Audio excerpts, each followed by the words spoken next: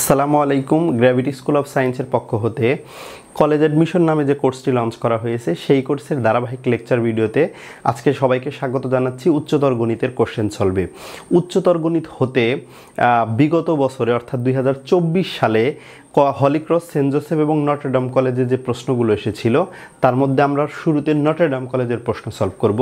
দেখো আমরা যে প্রশ্নগুলো রেখেছি আজকের ভিডিওতে, প্রথম যে প্রশ্নটি সেটি হচ্ছে বৃত্তের ব্যাসার্ধ 12 সেন্টিমিটার দেওয়া আছে, বৃত্তচাপের দৈর্ঘ্য 4 সেন্টিমিটার দেওয়া আছে, কেন্দ্রে উৎপন্ন কোণের মান কত এটা জানতে চেয়েছে।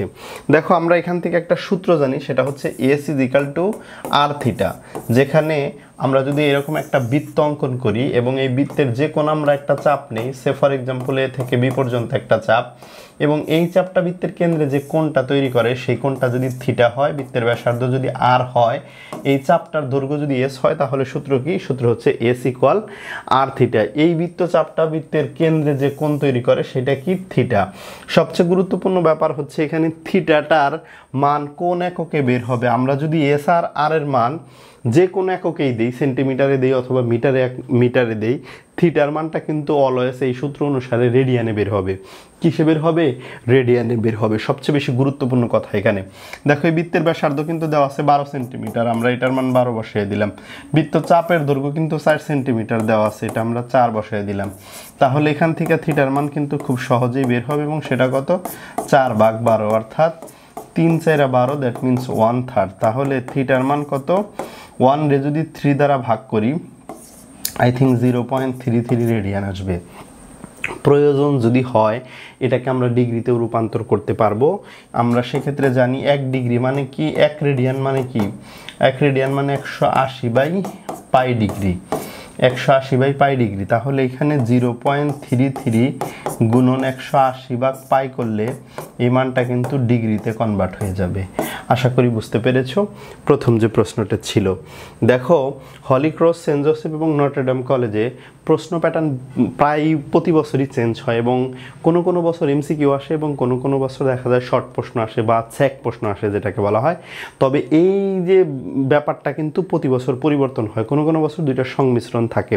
নটরডেম কলেজের কোশ্চেন সলভ করতেছি। দ্বিতীয় প্রশ্ন উচ্চতর গণিত থেকে, কোনো বৃত্তের অধিচাপে অন্তর্লিখিত কোণ, উপচাপে অন্তর্লিখিত কোণ, এগুলা ব্ল্যাঙ্ক রাখা হয়েছে। তার মানে এখানে আসলে কেমন হয় এটা রাইট অ্যান্সারগুলা এখানে জাস্ট লিখতে হবে, মানে শূন্য স্থান পূরণ করতে হবে। এখানে শূন্য স্থান পূরণ করতে হবে। আমি একটা বৃত্ত অঙ্কন করে নিচ্ছি আবারও।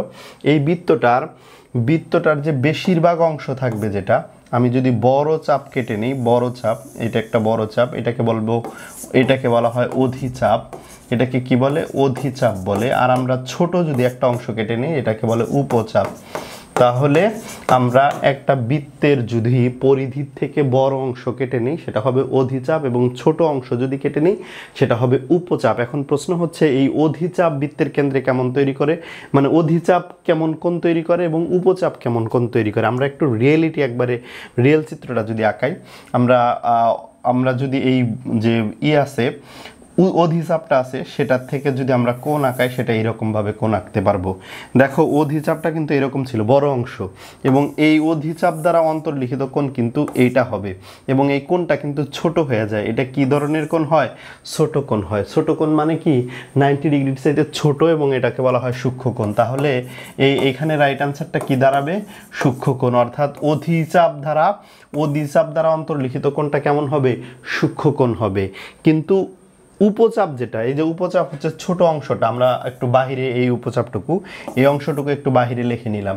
দেখো এটা আসলে অন্তর্লিখিত কোণ তৈরি করে। এখানে আমরা যদি অন্তর্লিখিত কোণ আঁকি এরকম আঁকতে পারবো, এবং এই কোণটা দেখো মোর দ্যান 90 ডিগ্রি, অর্থাৎ স্থূল কোণ। তাহলে উপচাপে অন্তর্লিখিত কোণটা কি হয়? স্থূল কোণ হয়। হ্যাঁ, স্থূল কোণ হয়। তাহলে উপচাপে উৎপন্ন কোণ স্থূল কোণ হয়, এবং অধিচাপে উৎপন্ন কোণ হইল সূক্ষ্ম কোণ হয়। এই জিনিসটা কিন্তু প্রায়ই উল্টাপাল্টা হয়ে যায়। এবং সেই জন্য একটা জিনিস মনে রাখা যেতে পারে যে এটার চিত্রটা আঁকানো মনে রাখা যেতে পারে। আমি সাধারণত চিত্র দিয়ে মনে রাখি যে বড় অংশ দিয়ে কোণ আঁকাই, সেই কোণটা কেমন হয় চোখ দিয়ে দেখলেই আসলে বোঝা যায়। ছোট অংশ যেটা সেটা দিয়ে আমরা চিত্র আঁকাইলে কোণটা দেখে কিন্তু বোঝা যায় যেটা 90 ডিগ্রির চেয়ে বড় হবে নাকি ছোট হবে। আশা করি তোমরা বুঝতে পেরেছো। দেখো 3 নাম্বার যে প্রশ্নটা সেটা হচ্ছে একটা দ্বিঘাত সমীকরণ, এবং এই দ্বিঘাত সমীকরণের নিশ্চয়কের মান জানতে চেয়েছে। নিশ্চয়কের আরেকটা নাম আছে, এটাকে বলা হয় অনেক সময় এটাকে বলা হয় হচ্ছে পিথায়ক। তাহলে কোনো দ্বিঘাত সমীকরণের নিশ্চয়ক বা পিথায়ক নামে যেটা বলা হয়, এটারে আসলে বইতে ডি দ্বারা প্রকাশ করা হয়েছে। এবং এই নিশ্চয়ক বা পিথায়ক মানে হচ্ছে বি স্কোয়ার মাইনাস 4ac। নিশ্চয়ক বা পিথায়ককে ডি দ্বারা প্রকাশ করা হয়, D is equal to B square minus 4ac। এখানে পরিচয়গুলো একটু জানা যাইতে পারে। বি হচ্ছে এখানে এই দ্বিঘাত সমীকরণের এক্স এর সহগ। বিটা কি? এক্স এর সহগ, দ্বিঘাত সমীকরণের এক্স এর সহগ। এ হচ্ছে এক্স স্কোয়ারের সহগ। এটা কি? এ কিন্তু এক্স স্কোয়ারের সহগ। আর সিটা কি? সি হচ্ছে ধ্রুবক অংশ। সি কি? ধ্রুবক অংশ। সি কি? ধ্রুবক অংশ।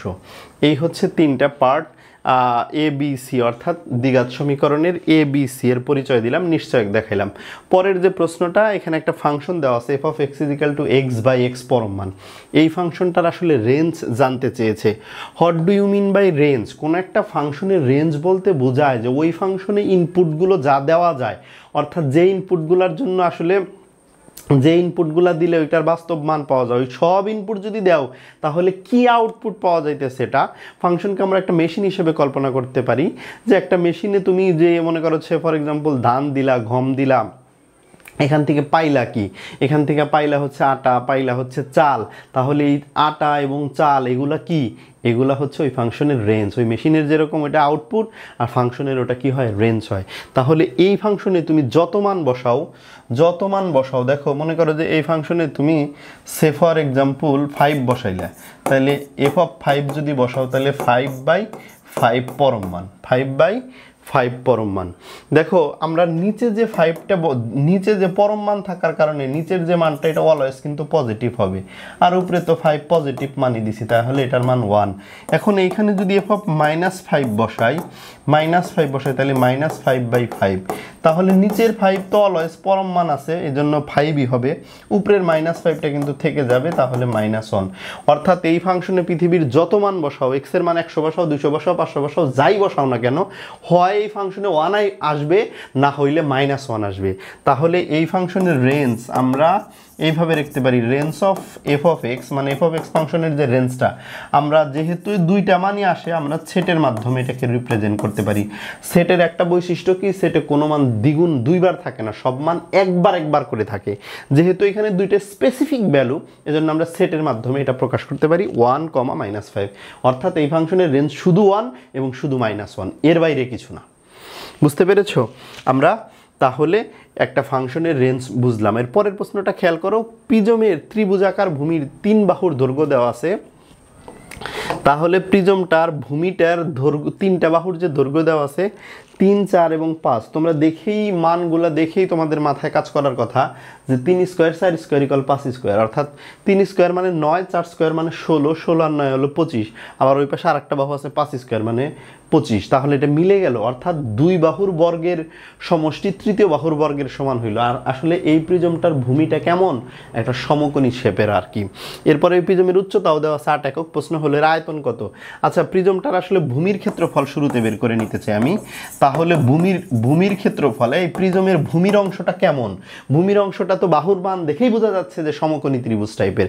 তাহলে সমকোণী ত্রিভুজ টাইপের যদি হয়, তাহলে ক্ষেত্রফল হাফ ইন্টু ভূমি গুণন উচ্চতা 3 আর 4।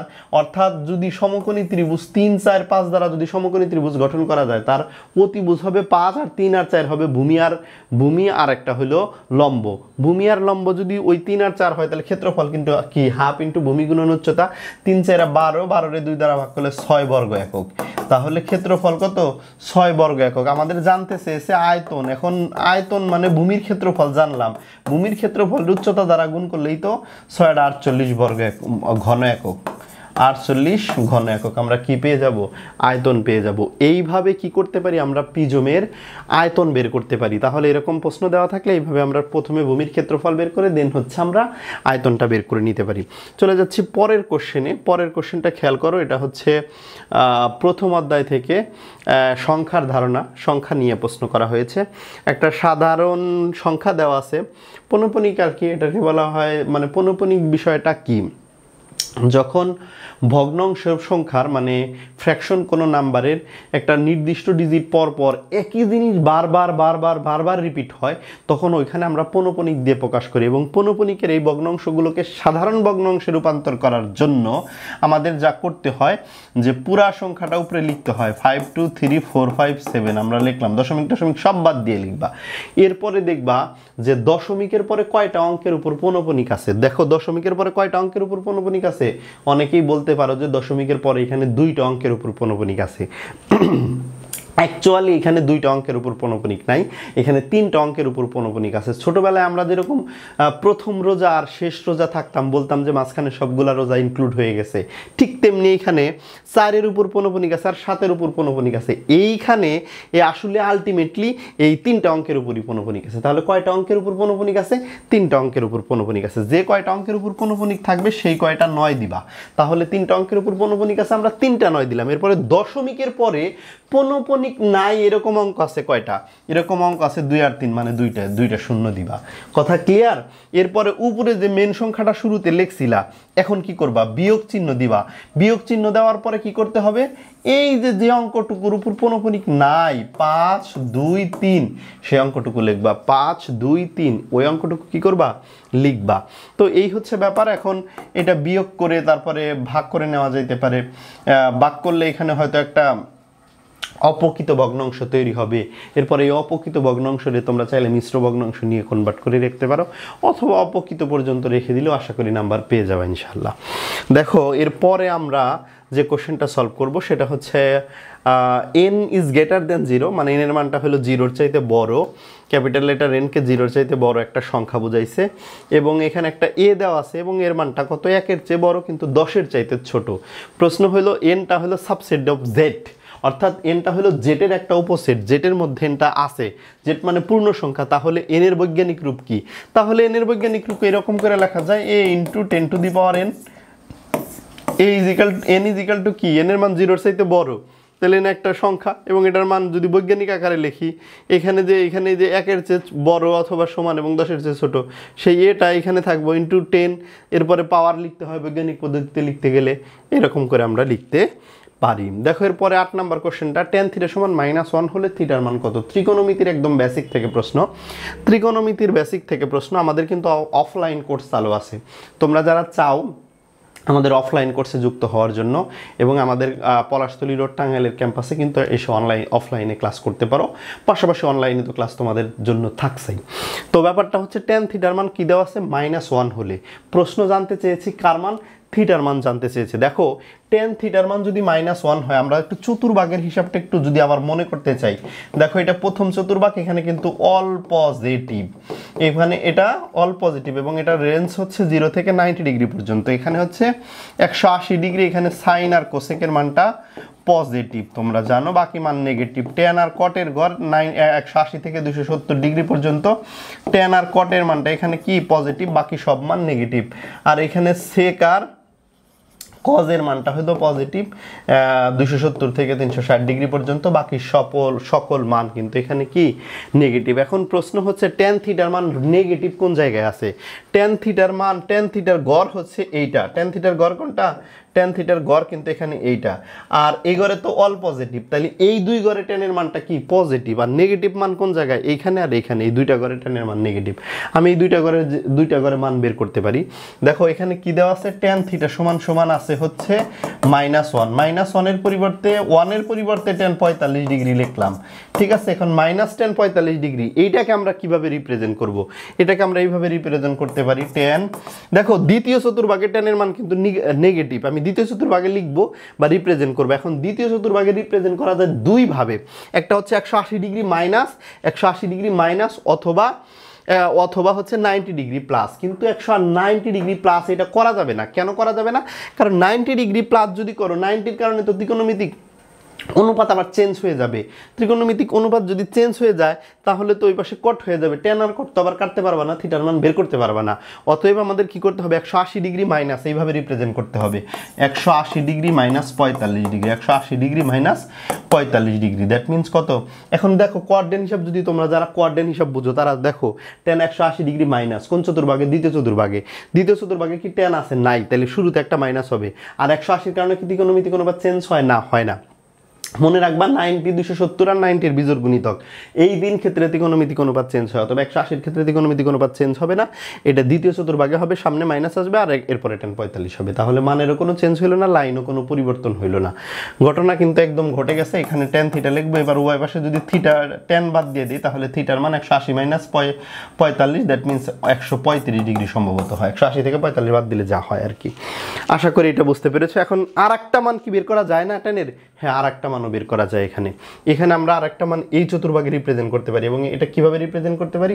এটা জায়গা নাই, এখানে আমরা এই পাশে লিখলাম, মানে এইটার লেফট হ্যান্ড সাইড টেন থিটাই থাকবে, রাইট হ্যান্ড সাইড এখানে মাইনাস টেন 45 এর পরে এটা পাশাপাশি লেখা যায়। আমি এখানে জায়গা নাই, আমি আরেকবার লিখতেছি। তাহলে এই ঘরে কিভাবে রিপ্রেজেন্ট করবা?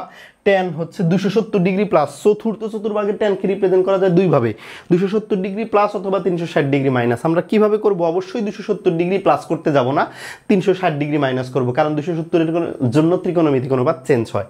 আমরা লিখব টেন 360 ডিগ্রি মাইনাস 45 ডিগ্রি।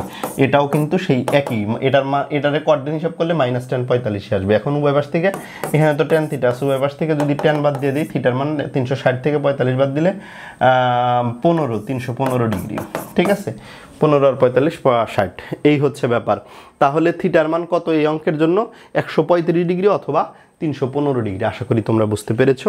আমরা চলে যাচ্ছি এই ভিডিওর 9 নম্বর অঙ্কটিতে। এখানে টেন থিটার মান -√3 দেওয়া আছে, ঠিক আগের মতোই, আগের প্রশ্নটার মধ্যেও এরকম টেন থিটা সমান -1 ছিল। এবার জাস্ট টেন থিটা সমান -√3 দেওয়া আছে। আরেকটা ব্যতিক্রম আছে আগের প্রশ্নের সাথে, আগের প্রশ্নে কোনো সীমানা দেওয়া ছিল না, বাট এখানে কি সীমানা দেওয়া আছে, কোয়াড্রেন্ট উল্লেখ করে দেওয়া আছে।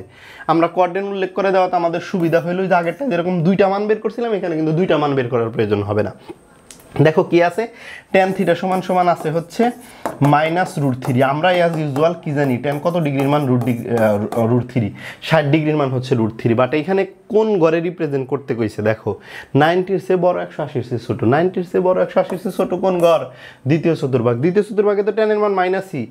ভালো, আমরা দ্বিতীয় চতুর্ভাগে জাস্ট রিপ্রেজেন্ট করে দিব, টেন 180 ডিগ্রি মাইনাস 60 ডিগ্রি। এই যে দ্বিতীয় চতুর্ভাগে হয়ে গেল। এবার যদি আমরা থিটার মান বের করি, 180 থেকে 60 বাদ দেই, 120 ডিগ্রি হয়ে যাবে। আশা করি তোমরা অঙ্কটা একদম পানির মতো বুঝে গেছো। যদি আগের অঙ্কটা বুঝে থাকো, আগেরটার মতোই, বরঞ্চ আগেরটার চেয়ে সহজ। এই সীমানা উল্লেখ করে দেওয়ার কারণে আমরা আর চতুর্থ চতুর্ভাগেও টেনের মান মাইনাস, কিন্তু সেটা বের করলাম না। কেন বের করলাম না? কারণ সীমানা তো দেওয়া আছে দ্বিতীয় চতুর্ভাগে, আমি কেন চতুর্থ চতুর্ভাগে চলে যাব?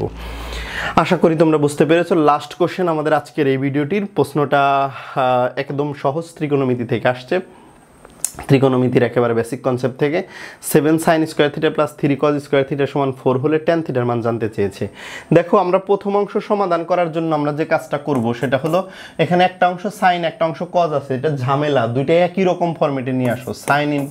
সাইন স্কয়ার থিটা মানে কি 1 minus cos square theta plus 3 cos square theta equal 4, বা 7 minus 7 cos square theta plus 3 cos square theta minus 4 equal 0।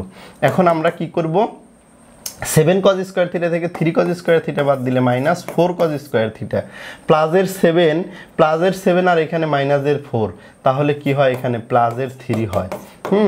এইবার আমরা কি করব, 3টা যদি ওই পাশে চলে যায়, -4 cos স্কয়ার থিটা সমান সমান -3, বা এখান থেকে cos স্কয়ার থিটা যদি বের করি -3/-4, দ্যাট মিনস 3/4।